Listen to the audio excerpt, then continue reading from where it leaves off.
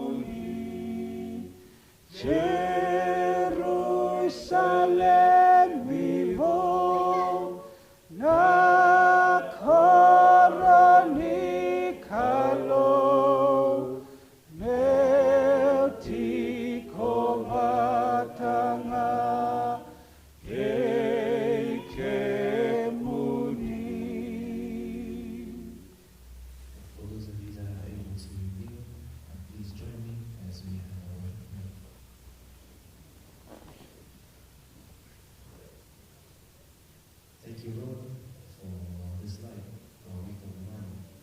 I pray that your Holy Spirit work within these nights that we will meet, and also tonight.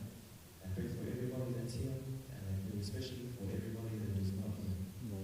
For whatever reason, whatever they are doing, I pray that you convict them, that you trouble them.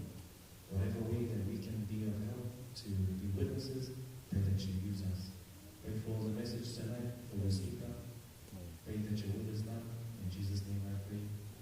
Amen.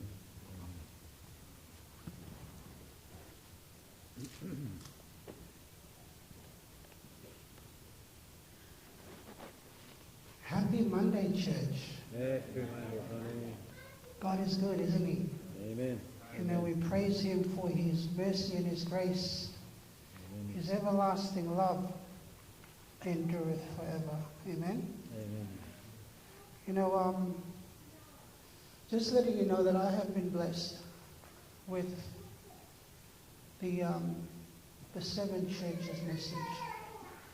And I pray that the Holy Spirit will touch your hearts as he has touched my heart as well, as I will be presenting this message to you today.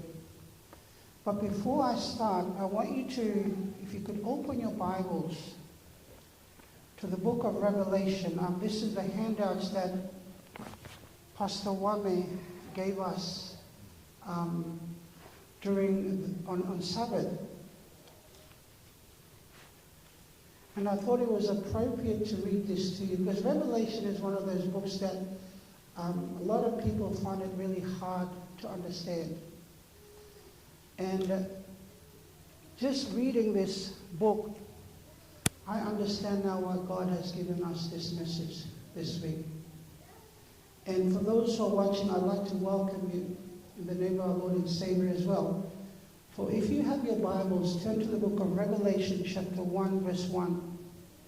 It says, the revelation of Jesus Christ, which God gave him to show his servant what must soon take place. In Revelation 1, verse 3, listen to what it says. Blessed is the one who reads aloud the words of this prophecy.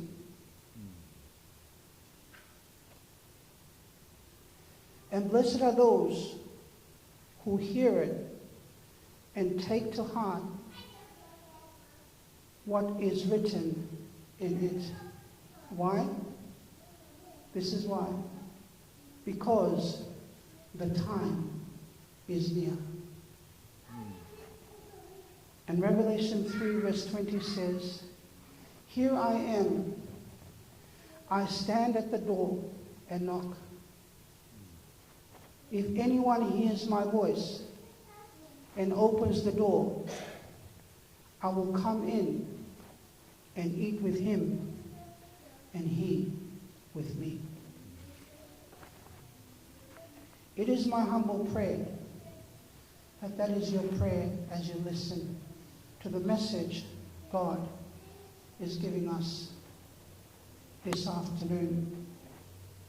You see, friends, my topic for tonight is faith under fire. For those who have just come, I welcome you as well. Faith under fire. And we are going to be talking about the church of Smyrna. If you have your Bibles, please turn to the book of Revelation chapter 2, 8 to 11.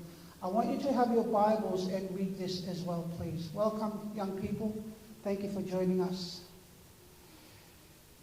You see, our key text is found in verses 10.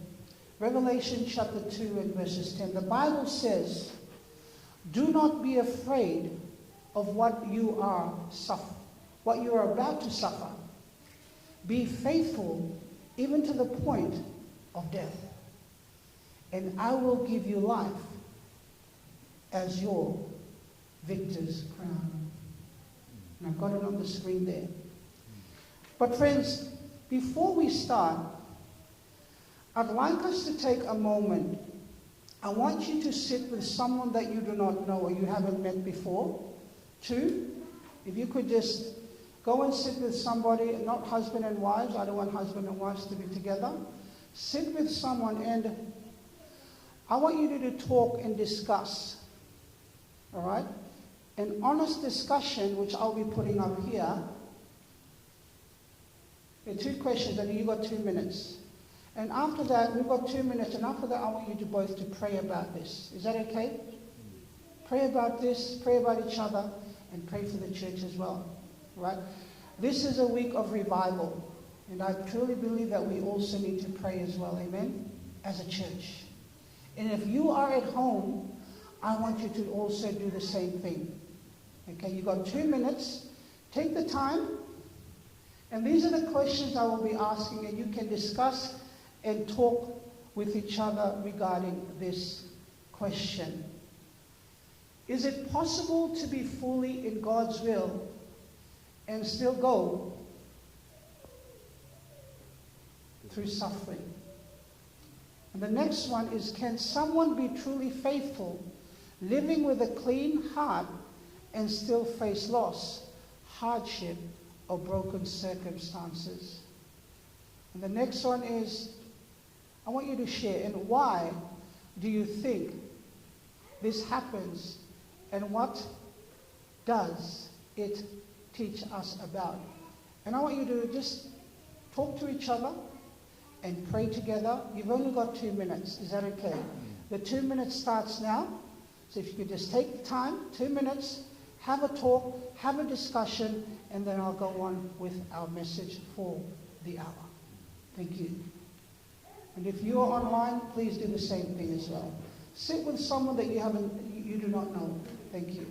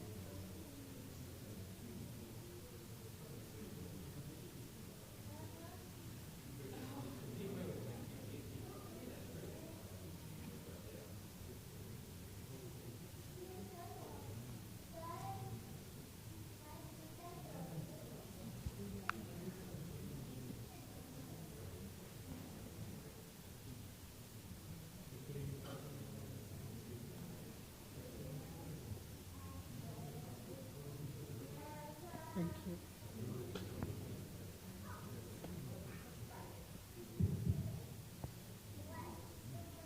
If I can humbly ask you to pray with each other. Time to pray. Thank you.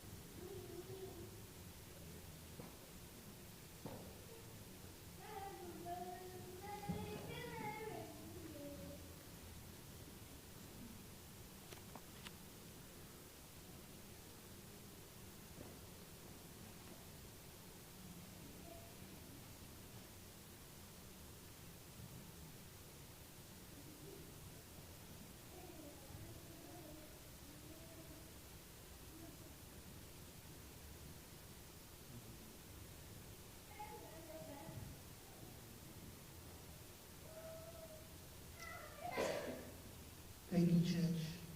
You see, family and friends, this is the question that the church at Smyrna, according to the Bible, calls us to wrestle with today. You see, wrestle with together, we will basically explore this church, and we will also discover the lesson it holds for us today. But before I do that, see, I'm a very, I like to show pictures, you know. I'm a very picture person. Is my clicker there? Where did I put it? Oh, here it is. Thank you, Mata. All right, if you see that picture there, you know, Smyrna was one of the most beautiful cities in the ancient world. You see, one thing about Smyrna, if you can see, it sat on the western coast of what is now called Turkey, looking out over the Aegean Sea. I was just telling Millie the other day, man, it'd be lovely to go visit this place. Okay? I think Talatala was sharing with us with the map, but I'd like to see pictures, Talatala. So, yeah, as I said, look at how beautiful that is, isn't it? You see, the city was called It was called basically the ornament of Asia. Surely I've got it, thank you. Okay? See, friends, the reason why it was called the ornament of Asia, it was such a wealthy city. It was also a cultured city, and it was very proud. You know, one other thing about Smyrna, if you want to know this, it wasn't just a political, it was basically politically loyal, and it was fiercely devoted to idol worship, or I put here emperor worship. As you can see, declaring that Caesar is Lord. It wasn't very simple though, because friends, Caesar is Lord basically meant that they demanded worship. They demanded worship, and it was basically written in the laws of their government. And friends, a test of loyalty that reached into everyday life. Imagine that, friends.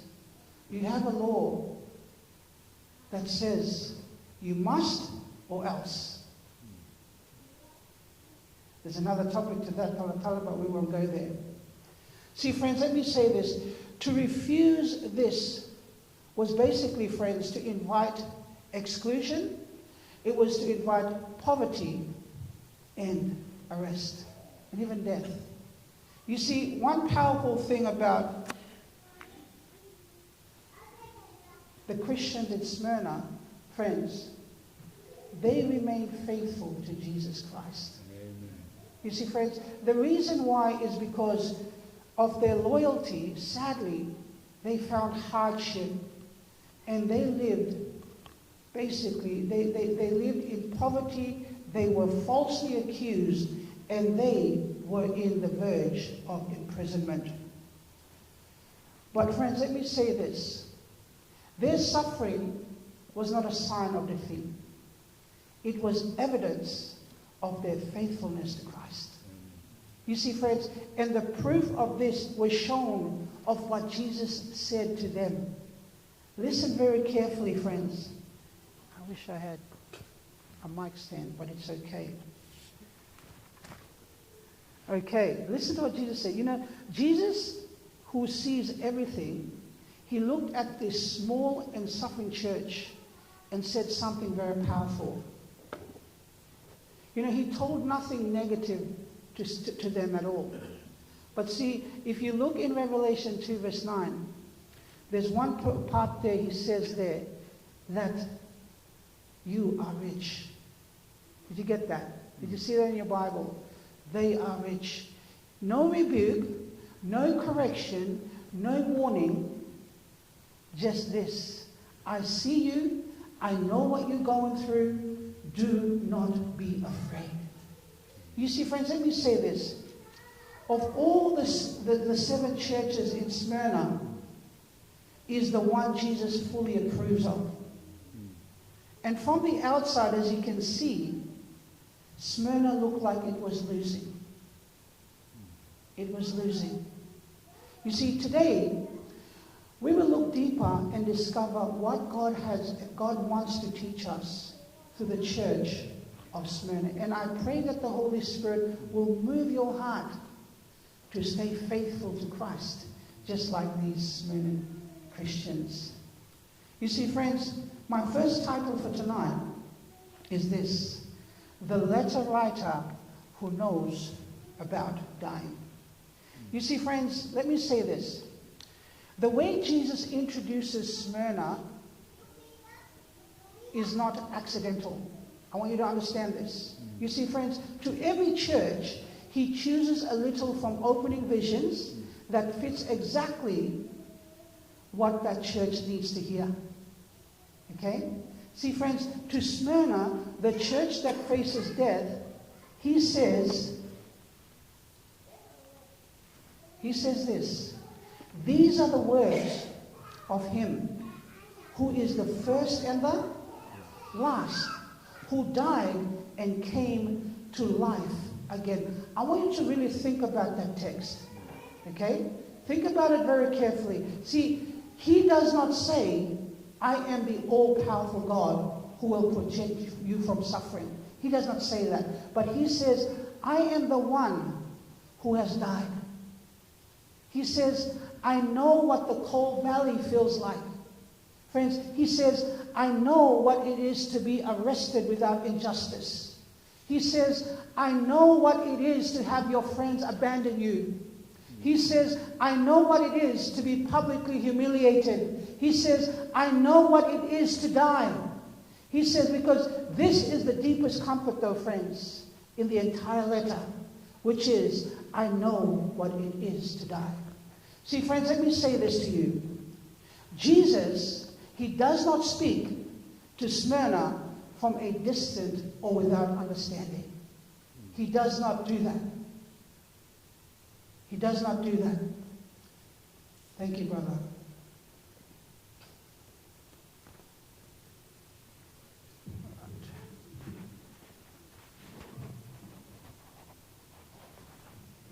All right. He does not do that, friends. You see, friends, Jesus does not speak to Smyrna from a distance without understanding. He knows their suffering firsthand.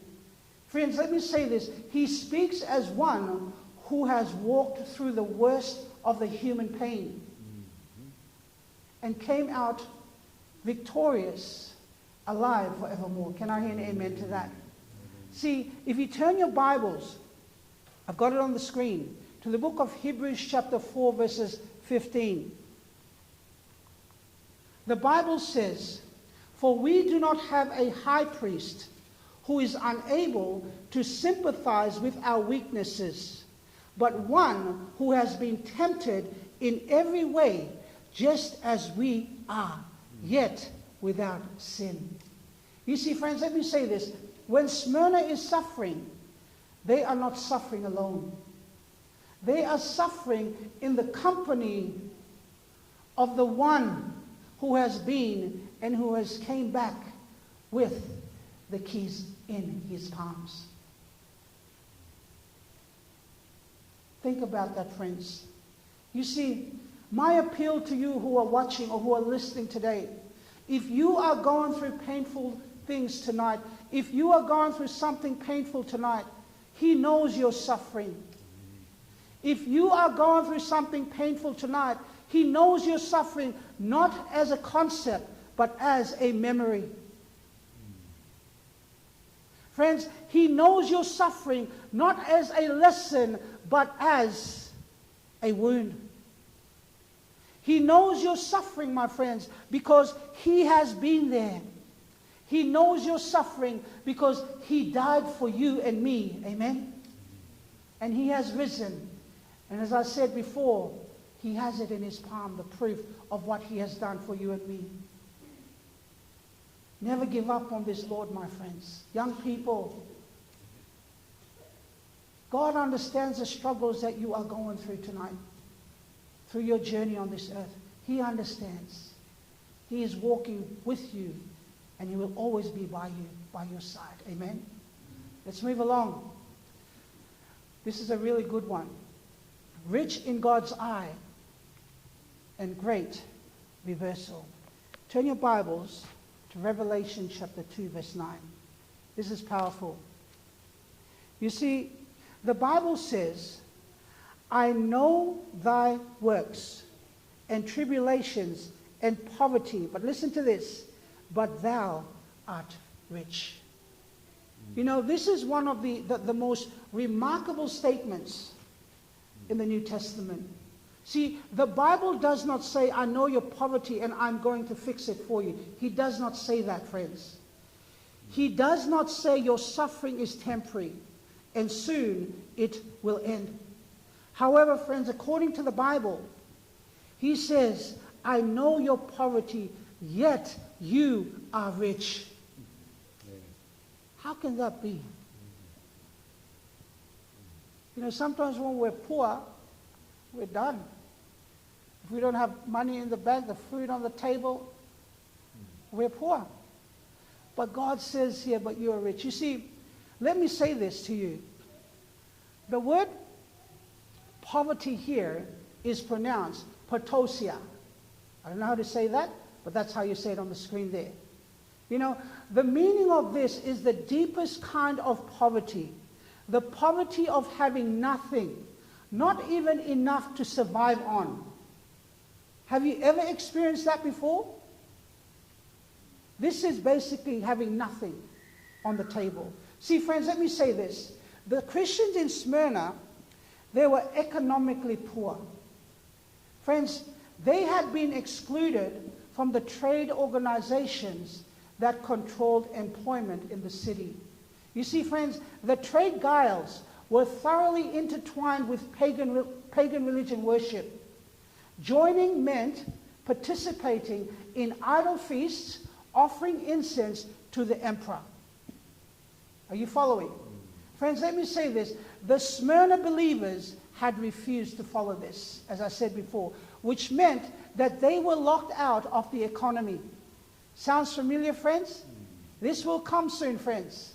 You see, they were materially poor because they had chosen faithfulness over prosperity. Amen. And Jesus says, you are rich. Amen. See, friends, if you turn your Bibles to the book of James, turn your Bibles to the book of James chapter 2 verse 5. James chapter 2 verse 5. What does the Bible say here?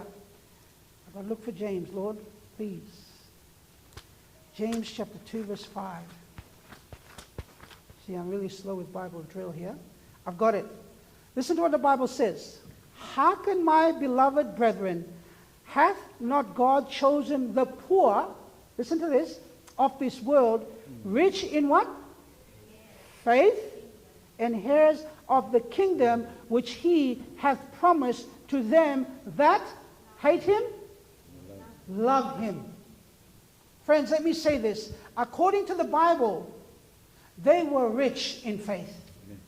Friends, they were rich in the promises of God.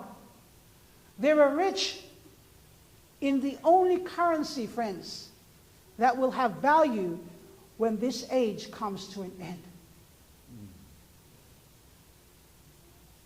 See, let me just give you a warning here as well. Let me speak very carefully here about it as well, because this passage has been basically abused.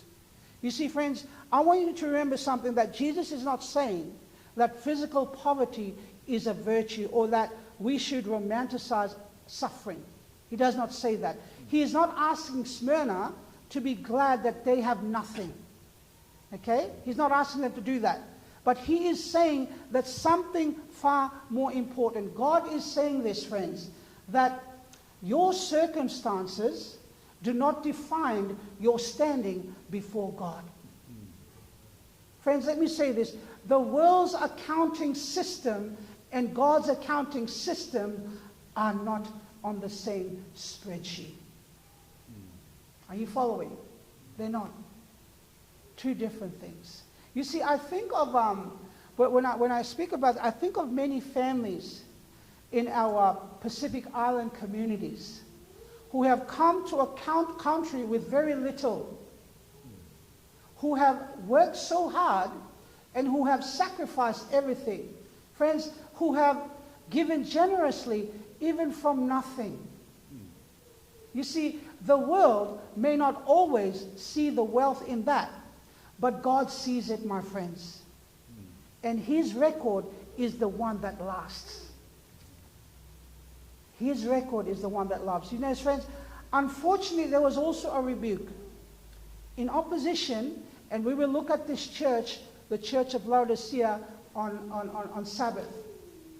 And Pastor Wame will be presenting this. Don't miss this one. But in opposition, Jesus says to the Laodiceans, which was the wealthiest church, he says, let's read it together. 2-3. You say, I am rich. I have what? Acquired wealth and do not need a thing. But you do not what? Realize that you are what?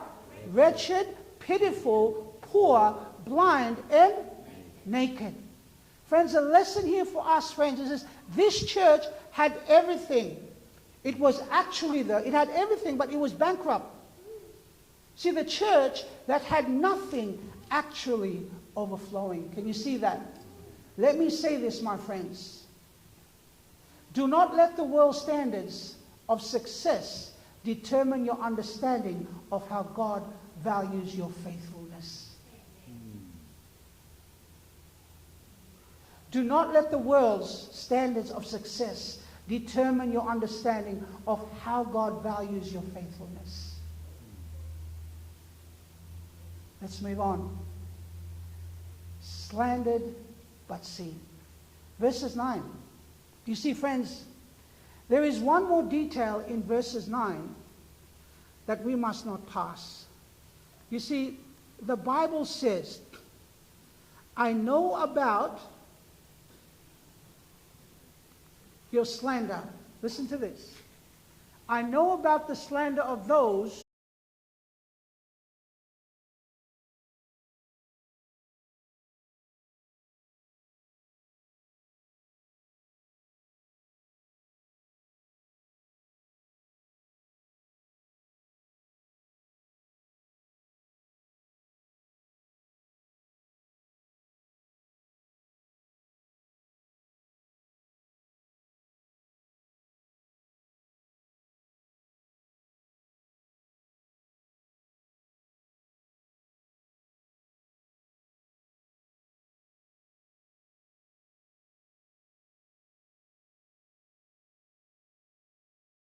But friends, it was slander from people who claimed to speak in the name of God. You see, being misrepresented by religious people should be, who should be on our side, but is one of the most painful experiences a believer can face. You see, however, according to the Bible, Jesus says, I know. Jesus says, I see what is happening.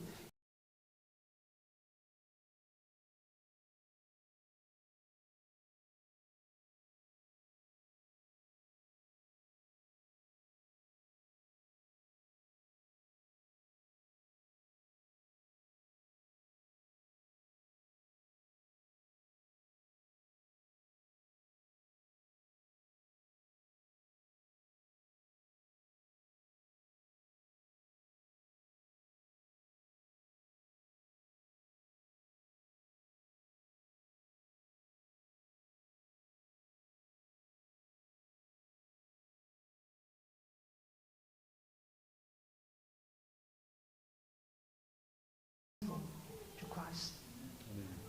Because friends, let me say this. In the end, Jesus gives crowns not to the comfortable, but to the faithful. I will summarize this now for us. I'm just going to go back. I'm going to repeat myself because I know repeating yourself, it makes us remember. Is that okay, church? Faith under fire.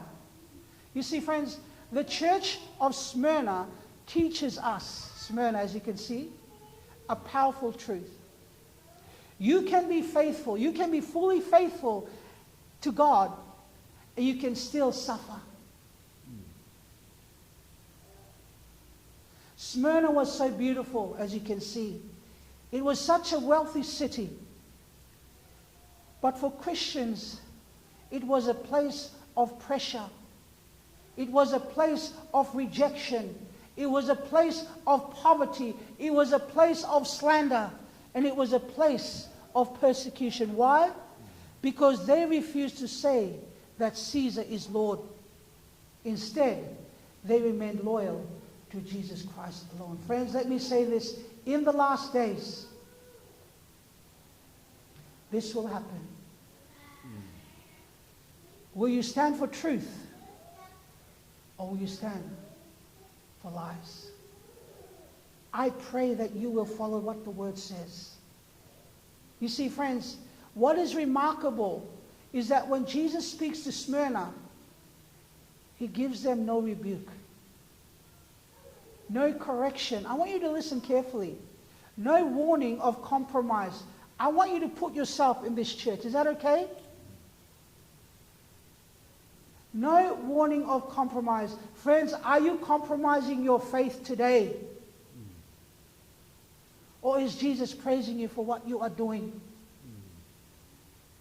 No correction, no warning of compromise. Instead, he says, I know. He knows their suffering. He knows their poverty. He knows their slender and their coming trials, friends. And let me say this. And though they look poor in the eyes of the world, Jesus declared them rich in the eyes of heaven. You see, friends, Smyrna reminds us that faithfulness is not always rewarded with comfort.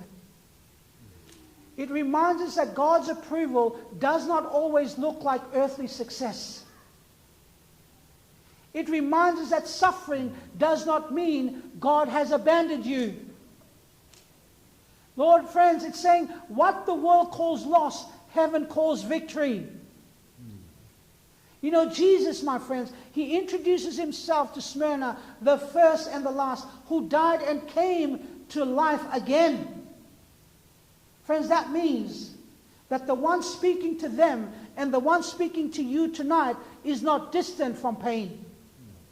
He has suffered as well. He knows betrayal. He knows humiliation. He knows injustice. He knows loneliness. And he knows death. So when he says, do not be afraid, brothers and sisters in Christ, he speaks not as a stranger to suffering, but as the one who conquered it. You see, the final message of Smyrna is this: stay faithful. The suffering, friends, has a limit. Stay faithful. The prison has a limit. Stay faithful. The slander has a limit. Stay faithful. Even death has a limit, friends. But the crown of life has no end. You see, friends, Jesus does not promise Smyrna escape from suffering. He promises them victory through it. My appeal to you tonight is this: will you be faithful under fire? Church, families and friends who are joining us tonight. Tonight the question is not whether trials will come. The question is, when they come, will you still be faithful? But sadly, friends, this is a sad part of it. That some of us Christians want Christianity that costs nothing. You know, we want a faith that is safe, convenient, and comfortable. But Smyrna, my friends, it teaches us that real faith may cost you something. It may cost your comfort. It may cost your reputation. It may cost your opportunities, friends. It may cost your security. And sometimes even your future. But hear me tonight, friends. It is better to suffer with Christ than to succeed without him. It is better to be poor and approved by heaven than rich and empty before God. It is better to be misunderstood on earth and known in heaven than applauded by people and lost before God. Friends, maybe tonight you are in your own Smyrna season. Maybe, friends, you are carrying pain no one sees. Maybe you have been misunderstood. You are trying to stay faithful while life keeps getting harder. You are asking, Lord, why is this happening if I am trying to be right with you, Lord? And Jesus says to you tonight, I know. Jesus is saying, I know your affliction. I know your tears. I know your battles. I know your faithfulness. And I have not forgotten you. So, friends, tonight, do not measure your life by what you have lost. Measure it by who you are still holding on to. Friends, do not give up because it's hard. Do not compromise because the pressure is strong.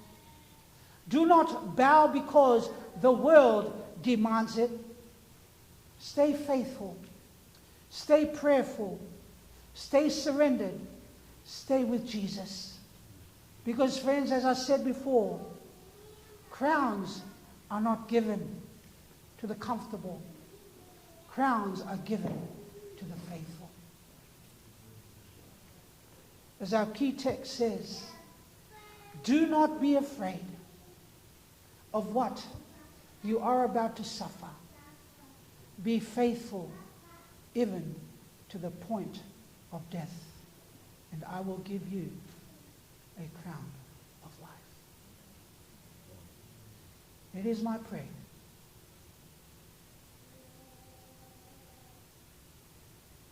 prayer that the Holy Spirit will move your heart to be faithful. Friends, do not compromise the truth. Do not compromise the Sabbath. Do not compromise your diet for the world. Do not compromise your music, young people. It is my prayer that the Holy Spirit, as he says before, crowns are not given to the comfortable, but crowns are given to the faithful. Faith under fire. If I can ask you all to stand, and let us sing together this hymn, Rock of Ages, cleanse for me. Uluvatu Kochisu. We'll sing the first and the second, and then Uncle Te will come and close for us tonight.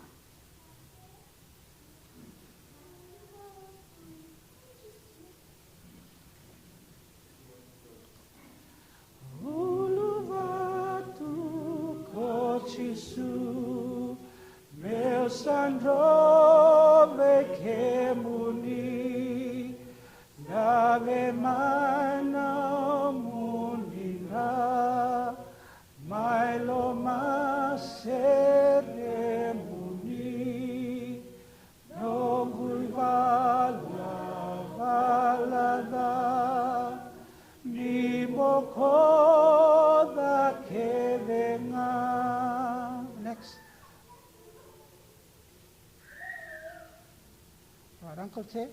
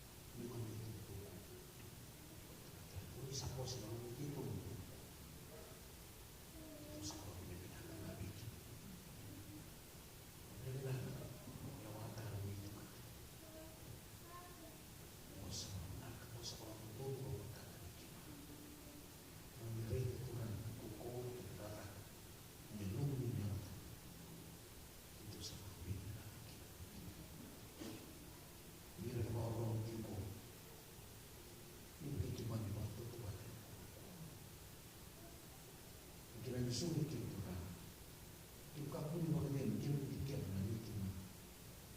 Kalau main Tuhan, ini memilih Tuhan yang membawa kita. Kalau Tuhan tak ada non lain kita, boleh main dulu di sini. Ini sebuah, ini masuk ke Tuhan yang berdiam. Boleh tu, ada orang Tuhan yang memang bukan orang yang sedikit yang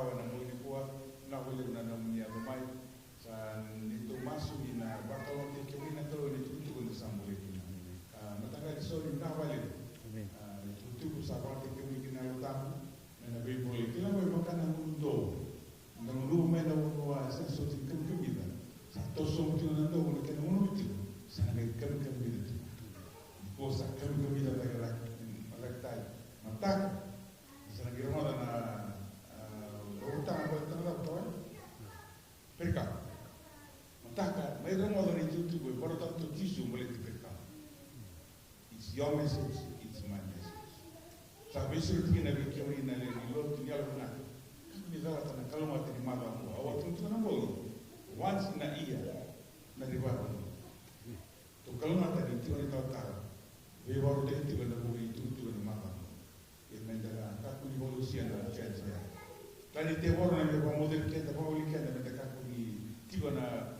revival ya au be mo be boleh tu ni mata sa voro ti na tetap sulo to te tu boleh tu perka want to know more about tomorrow's message come and ali ba do tele na lotu I velotu mo ngani ko ba do ke ni mata ka velotu na biti na to mo mata to sa mo ni na sotto mo le sono all'inlotto e senti di clama tutto il matango e allora buona lumina sulla chiesa mi detto una buona classe come la qualità no volevo non mettere una buona